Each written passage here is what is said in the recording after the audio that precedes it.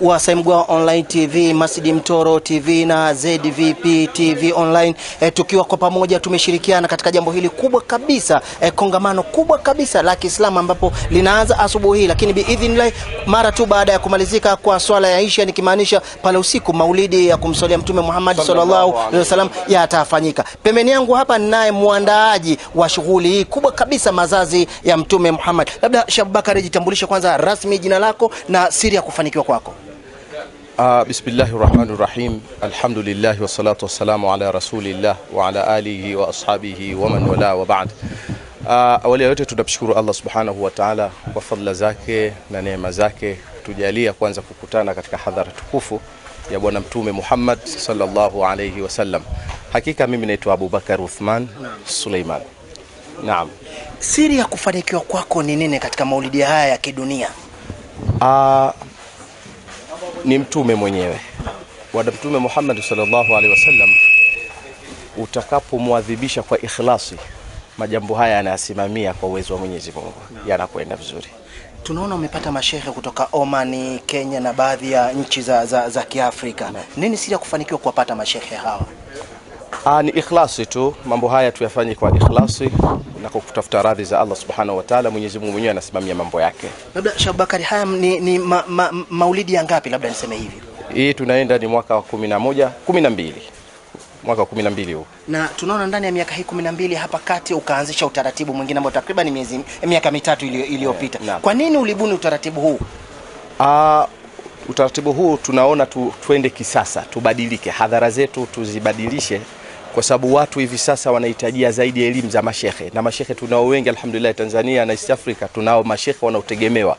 Kwa hiyo tunapopata fursa katika shughuli zetu, basi tuwatumie mashehe hao kwa ajili ya kujenga jamii na umoja wa Kiislamu, kwa ajili ya kupiga hatua. Labda tu kwa kumaliza, nini wito wako kwa jamii ya Kiislamu duniani kote? Tubadilike, tujitambue, tuache mazoea. Naam. Inshallah, shukrani. Mtazamaji wa Saimgwao Online TV, Masjid Mtoro TV na ZVP Online TV, tukiwa kwa pamoja tumeshirikiana, tuko hapa Shinyanga katika moja ya mikoa mikubwa kabisa mikoa ya Tanzania, lakini pia niko naso Shinyanga ndio mkoa wa kwanza Tanzania kuwa na baisikeli nyingi ukifuatia mkoa wa Tanga. Kwa pamoja wana habari tumeshirikiana hapa kuhakikisha kwamba hili jambo linakamilika. Eneo hili ambalo nipo ni Shinyanga, lakini wenyewe umezoea kuita majengo mapya. Nyuma ya kamera yuko Saimgwao Online TV akiwakilisha Saimgwao, lakini pia wapo wenzangu wa Masjid Mtoro TV, bila kusahau wenzangu wa ZVP. Kwa pamoja tukiwa tunashirikiana kuhakikisha kwamba hadhara hii ya Nabii Muhammad sallallahu alaihi wasallam tunaifanya kwa pamoja katika ukamilifu wa hali ya juu kabisa. Lakini pia naona kuna Sheikh hapa akiwa amefika sasa. Labda Sheikh, asalamu alaykum. Wa alaykum salaam wa rahmatullahi wa barakatuh. Sheikh, unaongea moja kwa moja hapa na mitandao ya kijamii nikizungumzia Masjid Mtoro, Saimgwao na ZVP. Jina lako na unatokea wapi? Naitwa Muhammad Said Ngine, natoka mkoa wa Kilimanjaro.